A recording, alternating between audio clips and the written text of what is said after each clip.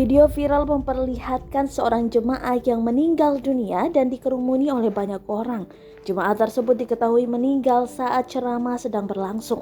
Videonya diunggah oleh akun Facebook Robi Darwis. Dituliskan pada keterangan video bahwa sebelum meninggal jemaah tersebut sempat menanyakan tentang Rasulullah Shallallahu Alaihi Wasallam.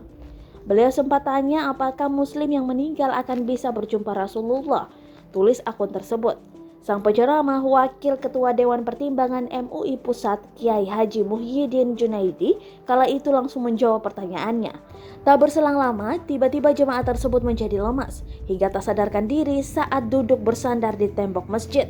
Ia lalu menghembuskan nafas terakhir begitu mendengar pertanyaannya terjawab. Diketahui peristiwa tersebut terjadi di Masjid An-Nur Cilandak, Bogor, Jawa Barat, Sabtu 30 Oktober 2021.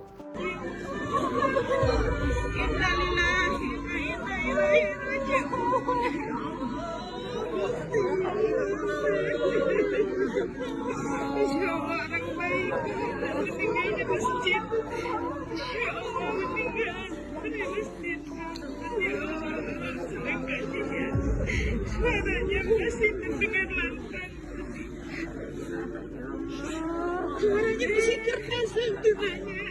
Ya